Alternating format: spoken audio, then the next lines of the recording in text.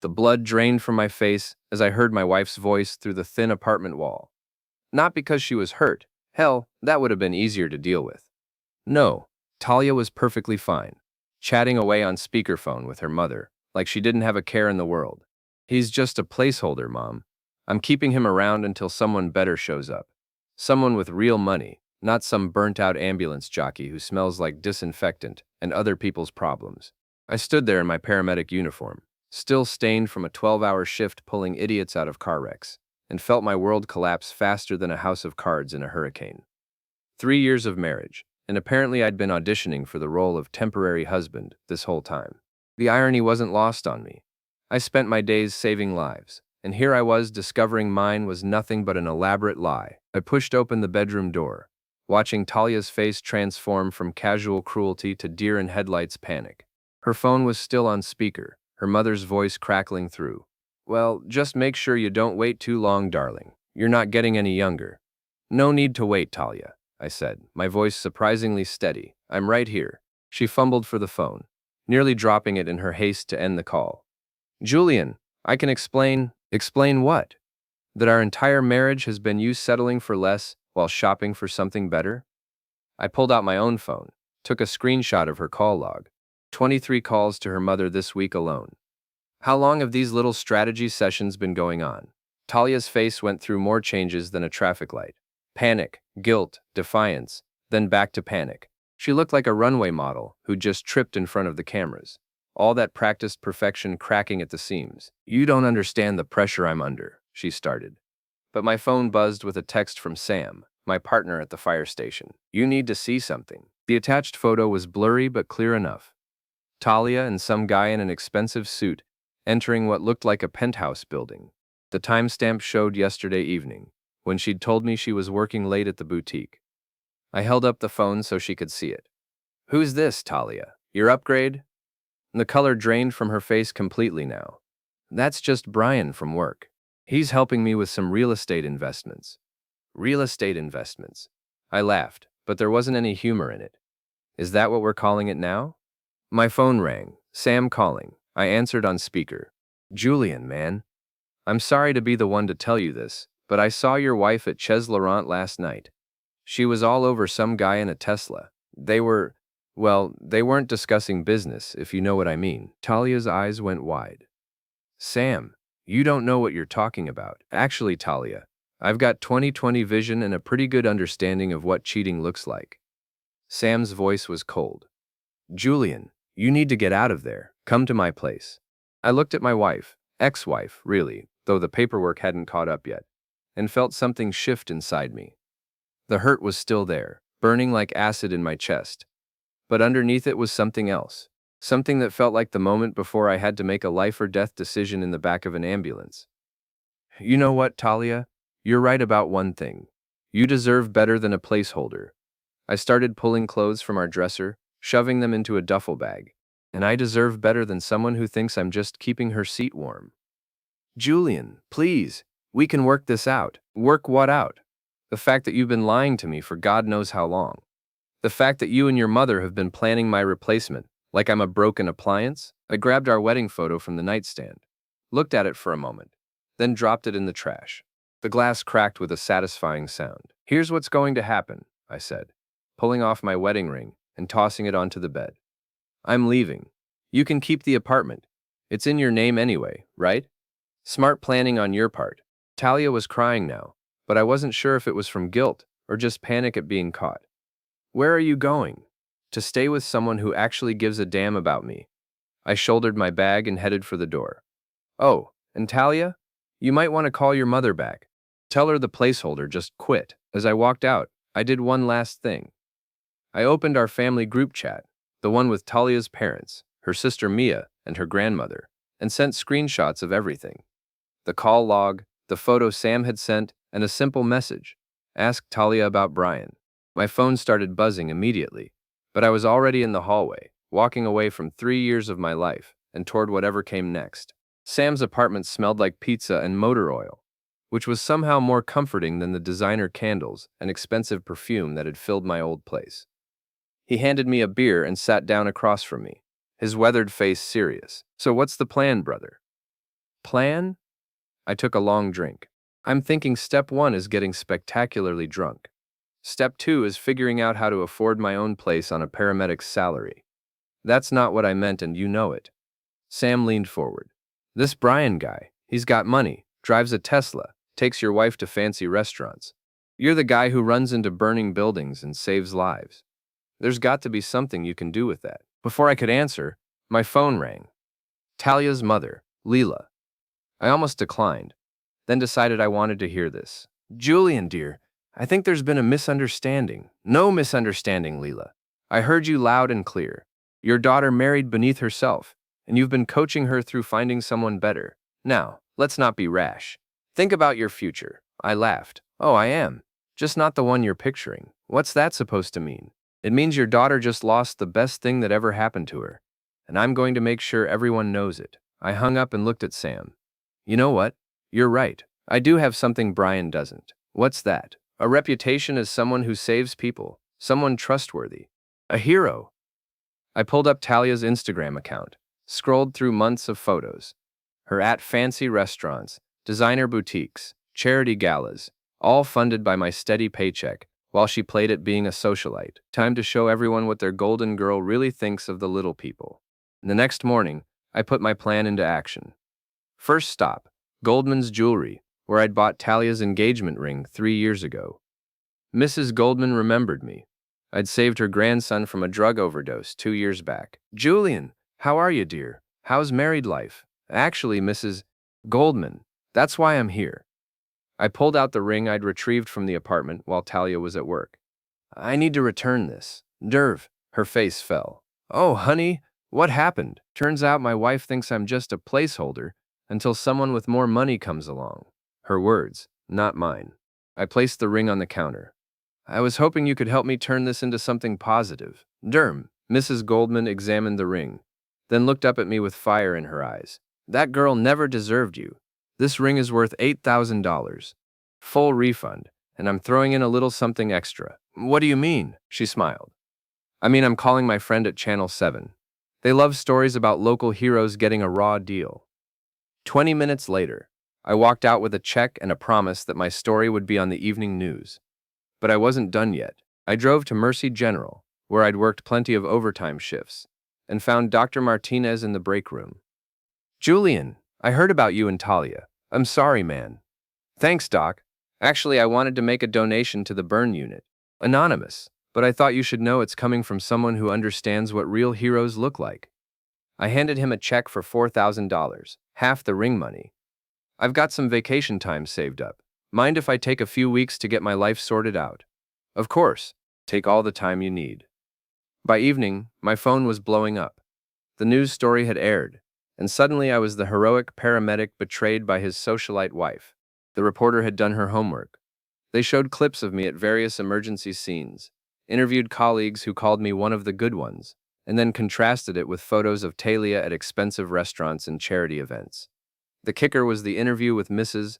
Goldman, who'd somehow gotten hold of some very unflattering details about Talia's spending habits and attitude toward working-class people. That young man saved my grandson's life, she'd told the camera. He's a real hero, not like these fake society types who think they're better than everyone else. Sam called me, laughing. Dude, you're trending on social media. #real hero, #not a plugnosh. This is beautiful. But the best part came an hour later, when my phone rang with a number I didn't recognize. Is this Julian Martinez? Speaking. This is Rebecca Chen from Talia's Boutique. I wanted to personally apologize for my employees' behavior and let you know that we've received several calls from clients expressing their disappointment in her character. We pride ourselves on working with people of integrity. I could read between the lines.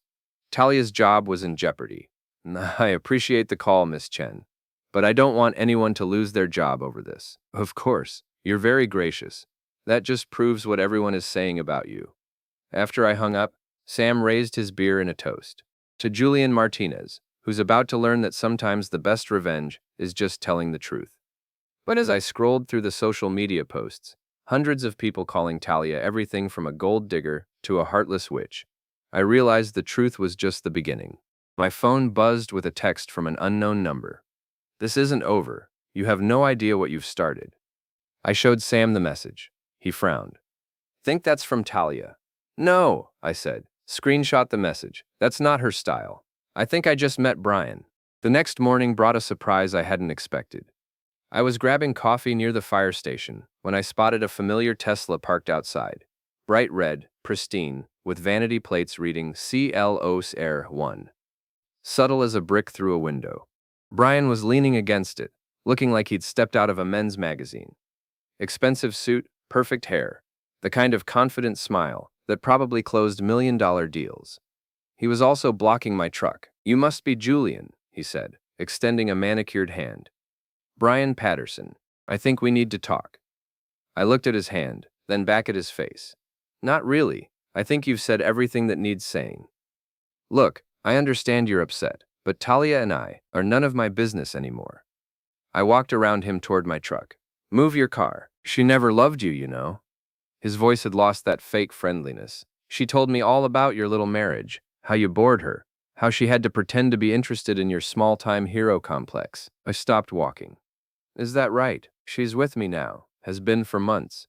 You were just a placeholder. Yeah, I heard. I turned around, looked him up and down. Tell me something, Brian. Does Talia know about Mia? His confident expression flickered. Just for a second, but I caught it. I don't know what you're talking about. Mia, Talia's sister. Blonde, about 5'6", works at that art gallery downtown. I pulled out my phone, scrolled through some photos Sam had sent me the night before. Funny thing about having friends all over the city, they see things. The photo was clear enough. Brian and Mia coming out of the Riverside Hotel, her hand on his chest, his arm around her waist. The timestamp showed last Tuesday, the same day Talia had been texting him about their dinner plans. Brian's face went white. Where did you get that? Does it matter? What matters is that you're cheating on the woman you stole from me, with her own sister. I put the phone away. How's that for irony? You don't understand. I understand perfectly. You're exactly the kind of guy who'd sleep with two sisters and think you're clever enough to keep them from finding out. I stepped closer. But here's what you don't understand. I'm not the same guy I was a week ago. That guy cared about being the bigger person. This guy thinks the truth should be shared. Brian grabbed my arm. You can't tell her. I looked down at his hand on my uniform sleeve, then back up at his face. Can't I? I'll ruin you. I've got connections, money, and I've got nothing left to lose. See, that's the difference between us, Brian. You're afraid of losing what you've got. Me? I already lost everything that mattered. That makes me dangerous. I shook off his hand and got in my truck. As I drove away, I could see him in my rearview mirror, pulling out his phone with shaking hands. That afternoon, I paid a visit to Lexi Morrison, a local social media influencer who'd shared my story the day before. She ran a popular Instagram account called City Secrets that exposed cheating spouses and corrupt businesses. Her followers ate up drama like it was candy. Julian! She hugged me like we were old friends. I'm so glad you called. Your story has been my most popular post this month. I've got an update for you, I said, showing her the photos. Turns out the guy who stole my wife is also cheating on her, with her sister. Lexi's eyes lit up. This is perfect. A love triangle with sisters. My followers will go crazy. There's more. I pulled up Talia's call logs, the screenshots of her texts with Brian. I've got proof of everything, the whole timeline. How did you get all this? She left her iCloud logged in on our shared iPad. Funny how people forget about the little things when they're busy planning betrayals. Within 2 hours, Lexi had crafted a masterpiece. A detailed timeline of the affair, photos of Brian with both sisters, screenshots of Talia's texts calling me a placeholder, and audio from a voicemail Talia had left her mother. I never loved him, Mom. He was just safe, you know? Someone who looked good on Instagram, while I figured out my real future. The post exploded. Within 6 hours, it had been shared over 3,000 times. The comments were brutal, people calling Talia everything from a heartless witch to a fake socialite, while Brian was labeled a predator and sister-stealing snake. But the real damage came from an unexpected source. Mrs. Harper, the elderly woman who lived next door to Brian's penthouse, had apparently been documenting his revolving door of women for months. She'd sent Lexi a folder of photos showing Brian with at least 6 different women over the past 3 months, including both Talia and Mia. He's been running a regular escort service up there, Mrs. Harper had written. Different girl every night, loud music, parties until all hours. I've been keeping records for the building management. By evening, my phone was ringing non-stop. Reporters, friends, even some of Talia's former clients, who wanted to share their own stories about her attitude and behavior. But the call that mattered most came from Mia herself. Julian? It's Mia. I saw the posts online. I'm sorry you had to find out that way.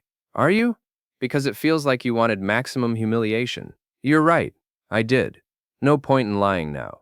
Your sister destroyed my life for entertainment. Your boyfriend destroyed my marriage for sport. I figured turnabout was fair play. There was a long pause. He told me he wasn't serious about Talia, said she was just a client who got too attached. And you believed him? I wanted to. Her voice was small. God, I'm such an idiot. No, you're just the other victim here. Brian's the predator. And Talia, well, Talia made her choices. She's been calling me all day, screaming about how I ruined her life.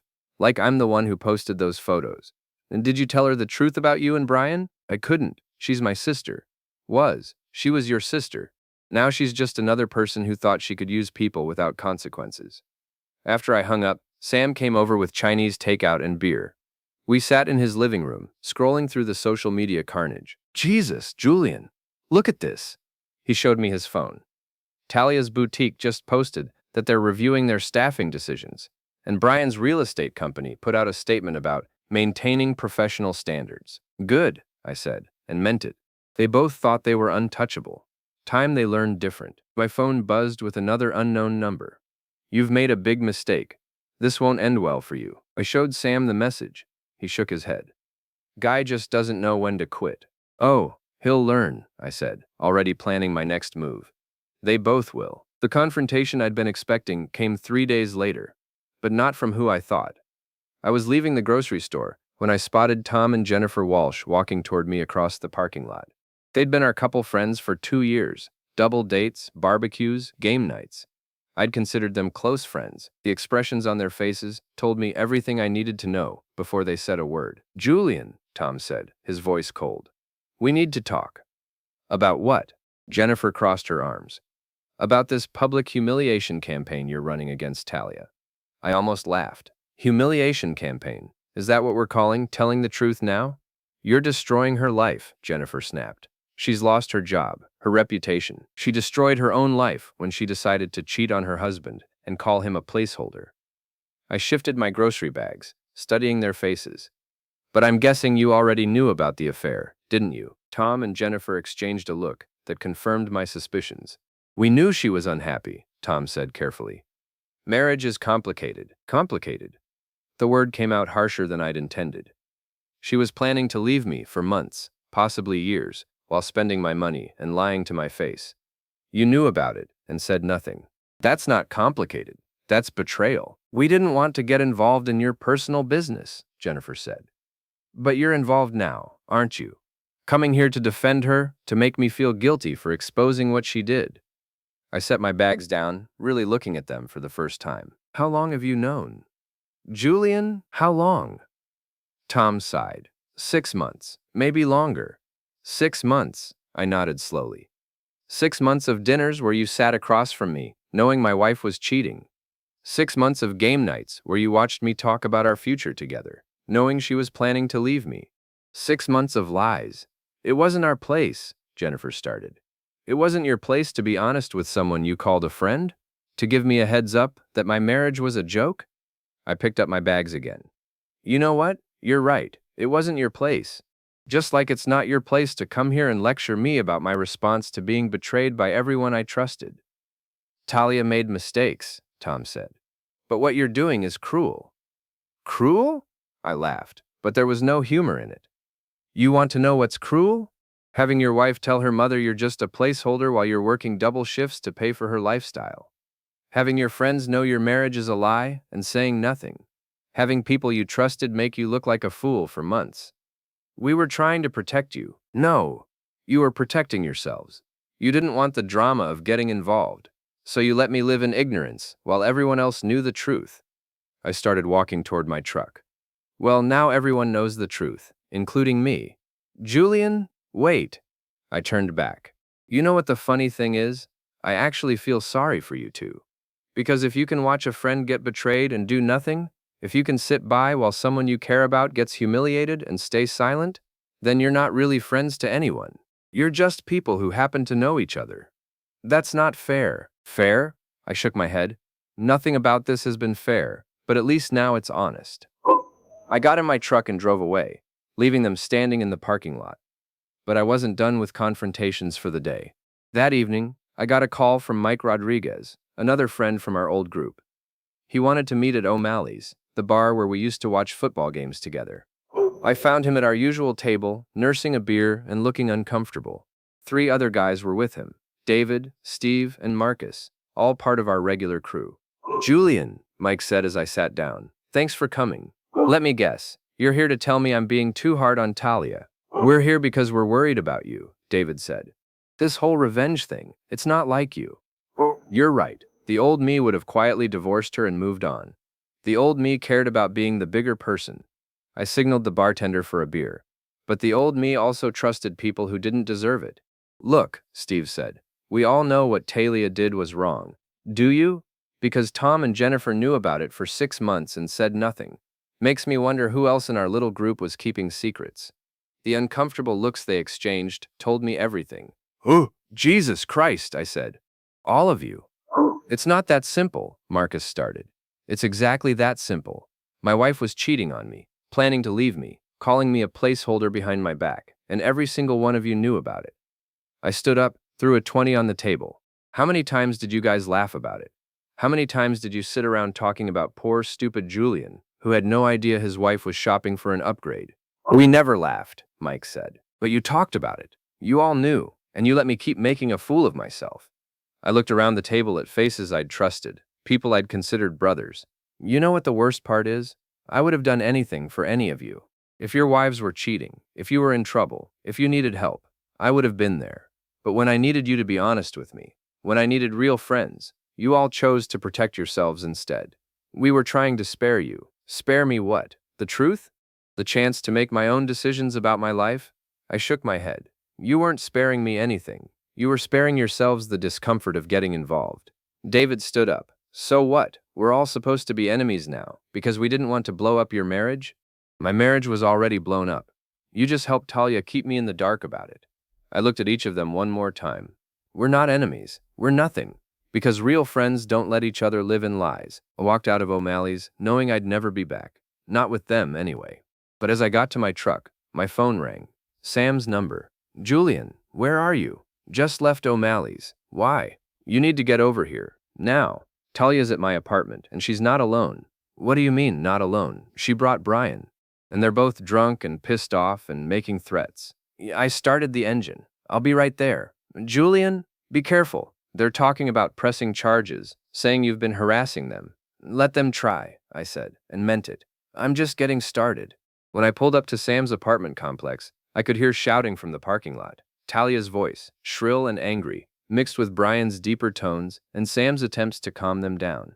A small crowd of neighbors had gathered, some recording with their phones. Perfect. I climbed the stairs to Sam's second-floor apartment and found the door open. Talia was pacing in the living room like a caged animal, her usually perfect hair disheveled, her designer clothes wrinkled.